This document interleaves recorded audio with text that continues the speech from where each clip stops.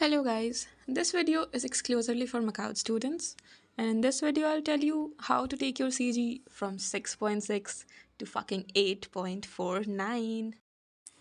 Let me introduce you to the power of Furry. Also, FYI, this video is only for the smart ones. Dumb chodus can fuck themselves. Do not cheat, brothers. You will get an RA. लौड़े लग जाएंगे आप लोगों के.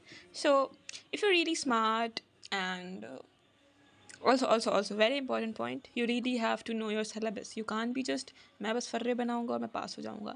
Nope. You need to know the context, your syllabus, and you need to study the basics. The motive of this video is to enhance your CGPA, not to pass your exam. क्योंकि अगर आप smart है तो आप पास तो anyways हो जाएंगे. तो स्टेप 1, आपको अपना सिलेबस अच्छे से पता होना चाहिए. You have to know the basics. You have to actually know कि चल क्या रहा है. मतलब ये नहीं कि आप एकदम चोदू ही हो. तो उसके बाद I will tell you how to exactly make the फर्री. So now you know the basics. You know every question from the organiser. No मतलब यू रीड इट, नॉट याद कर लिया. मतलब आपको पता है एग्जैक्टली चल क्या रहा है.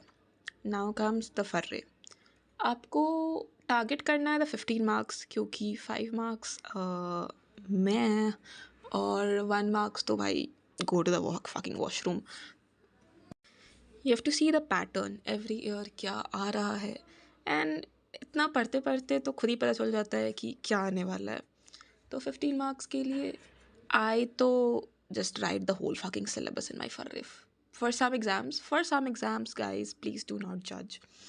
और इसके बाद आपको की पॉइंट्स लिखने हैं जिससे आप कहानी बना सको.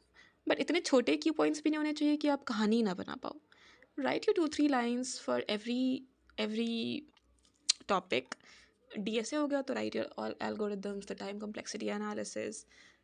Maths you don't need फर्रे, just write the formulas. Or subjects like biology, go deep in your furry guys. So you have to take a A4 size sheet, split it into 4 parts and both sides use करने हैं. और आपको पता कैसे चलेगा कौन सा फ़र्क किसमें क्या लिखा है. Of course there comes your brain. आपको मार्क करना है सारे फर्रे फ्रॉम सीरियली 1 2 3 4 5 6. और उसमें यू हैव टू राइट कि इस फर्रे में कौन सा टॉपिक है.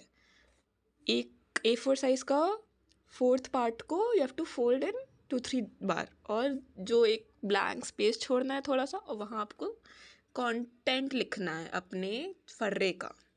That is how you know कि कहाँ से क्या चीटिंग करनी है. इट्स लाइक जब आप पढ़ रहे हो तो नोट्स बनाने की जगह फर्रे बना लो, तो पढ़ाई भी हो गई और यू नो.